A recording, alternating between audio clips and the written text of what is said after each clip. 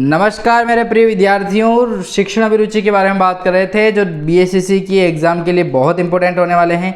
2024 की ही आपको जो बीएसएससी के शिक्षण अभिरुचि है वो आपको 2025 में पूछी जाने वाली है। ठीक है, 2025 में भी आपको यही पूछी जाने वाली है। ठीक है, और इसी के अंतर्गत हम 500 महत्वपूर्ण प्रश्नों के बारे में बात करेंगे। 500 से भी अधिक प्रश्न जो है वो इस पीडीएफ के माध्यम से आपको तैयार होंगे।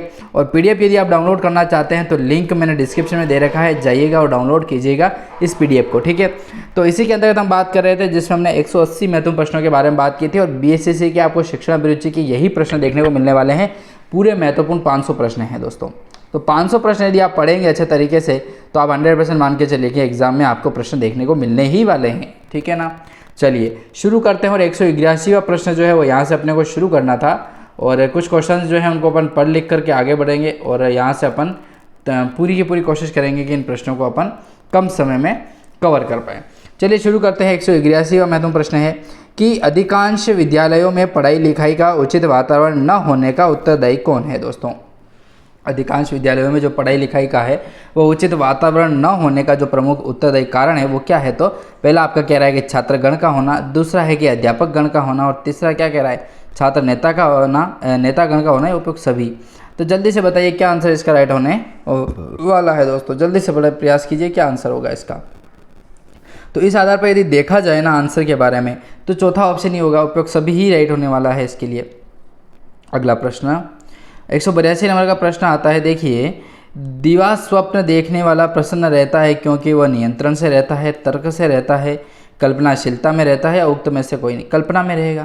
दिवा सपना मतलब दिन के अंदर सपना देख रहा है तो कल्पनाओं में डूबा हुआ व्यक्ति रहेगा। ठीक है, चलिए अगला प्रश्न, उपलब्धि प्राप्त विद्यार्थी सफलता का श्रेय किसे देते हैं। उपलब्धि प्राप्त जो विद्यार्थी होते हैं वह अपनी सफलता का जो श्रेय है वो किसे देते हैं। भाग्य को देते हैं, सहयोग को देते हैं, योग्यता को देते हैं, या फिर बाह्य कारणों को देते हैं।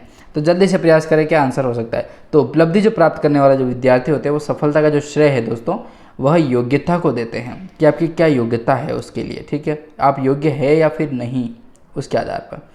अगला प्रश्न 184 नंबर का कि एक शिक्षक जो छात्र को चिंता मुक्त करना चाहता है वो कौन होना चाहिए, किस तरीके से। निर्णायक प्रकार का होना चाहिए, अस्वीकार्य होना चाहिए, स्वीकार्य होना चाहिए, फिर अनिर्णायक प्रकार का होना चाहिए। शिक्षक के अंदर क्या गुण इस प्रकार के होने चाहिए कि वह बच्चों को जो है वो चिंता मुक्त रख पाए। तो इसका आंसर जो है वो पहला ही राइट आंसर होगा, निर्णायक तरीके का होना चाहिए। दोस्तों 184 प्रश्न जो है वो कंप्लीट हो चुके हैं इस सेशन के अंतर्गत। चलिए अगला प्रश्न 185 नंबर का देख लेते हैं अपन जल्दी से जल्दी। प्रश्न आपका है, अपने द्वितीय जन्मदिवस पर, अपने द्वितीय अर्थात दूसरे जन्मदिवस पर दया या मोमबत्ती से हाथ जल गया था। दिया, दया नहीं दिया, दिया चलाया तब, या फिर आपकी मोमबत्ती से हाथ जल गया। अपने भाई के 8वें जन्मदिन पर उसे मोमबत्ती से दूर रहने के लिए कहती है। उसने यह सीखा है वो किस तरीके से। प्रशिक्षण से, परिपक्वता से, शिक्षा से, या प्रौढ़ता से।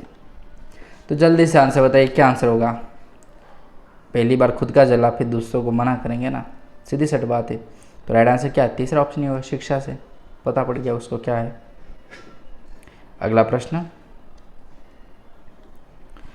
कह रहा है अगला आपका कि निम्न में से कौन सी शिक्षण विधि अच्छी नहीं है। दोस्तों शिक्षण विधि कौन सी अच्छी नहीं है। पहला है कि व्याख्यान एवं श्रुति लेखन, दूसरा है संगोष्ठी एवं परियोजना, तीसरा कह रहा है कि संगोष्ठी एवं श्रुति लेखन, चौथा है आपका कि श्रुति लेखन एवं दंत कार्य।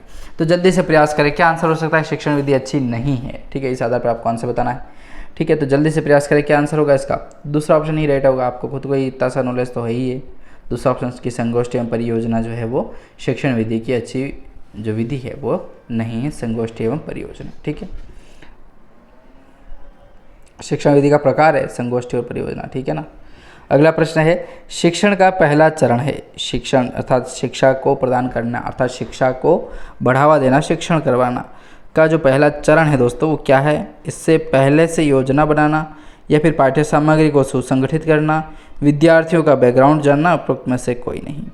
तो शिक्षण का जो पहला चरण है दोस्तों इस कड़ी में देखें तो तीसरा आंसर राइट होगा कि विद्यार्थियों का जो बैकग्राउंड है वो आपको पता होना अति आवश्यक है। बैकग्राउंड क्या है बच्चों का वो जानने के बाद आप उनको पढ़ाने का प्रयास करें।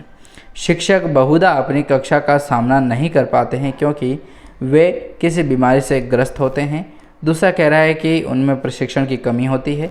तीसरा ऑप्शन कह रहा है कि उनमें आत्मविश्वास की कमी होती है। और चौथा कह रहा है कि वे अपने पाठ को तैयार करके कक्षा में नहीं आते हैं। तो इस आधार पर आप उसका जो राइट आंसर होगा वो क्या कहेंगे आप इसके लिए। तो चलिए 190वां प्रश्न भी देख ही लेते हैं कि एक बार आप इसका आंसर दे दो, मैं ये चाहता हूँ। कमेंट माध्यम में दे सकते हो, कोई दिक्कत नहीं। तो शिक्षक जो है बहुधा अपनी कक्षा का सामना नहीं कर पाते क्योंकि वे अपने पाठ को तैयार करके कक्षा में नहीं आते हैं, ठीक है। अपने अध्याय को पढ़ करके नहीं आते और खुद के ऊपर विश्वास नहीं करके आते हैं, इसलिए वो दूसरों को क्या ही पढ़ाएंगे। आरक्षण वाले होते हैं अधिकतर। समाज में हो रहे नैतिक पतन को रोकने के लिए सर्वश्रेष्ठ विकल्प क्या है दोस्तों। पहला है कि शिक्षक द्वारा सदाचरण, दूसरा है कठोर दंड, तीसरा है नैतिक शिक्षा और उक्त में से कोई नहीं। तो जल्दी से प्रयास कीजिए क्या आंसर इसका हो सकता है।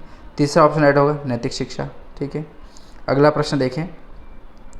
तो प्रश्न आपका है इसमें कि आपकी पुत्री का विवाह होने को है, वर पक्ष आपसे दहेज की मांग कर रहा है, तो ऐसी स्थिति में आप क्या करेंगे। उसके सामने गिड़गिड़ाएंगे, ऋण लेकर के दहेज की मांग को पूरा करेंगे, दहेज की मांग नहीं करने के लिए उन्हें समझाने का प्रयास करेंगे, चौथा या अन्य लड़के से शादी करवाने का विचार करेंगे। चौथा ऑप्शन राइट, बस खत्म, फालतू बात है ही नहीं इसमें। अन्य लड़के से शादी करने का पर जो विचार है वो करेंगे बच्चों के लिए, ठीक है। चलिए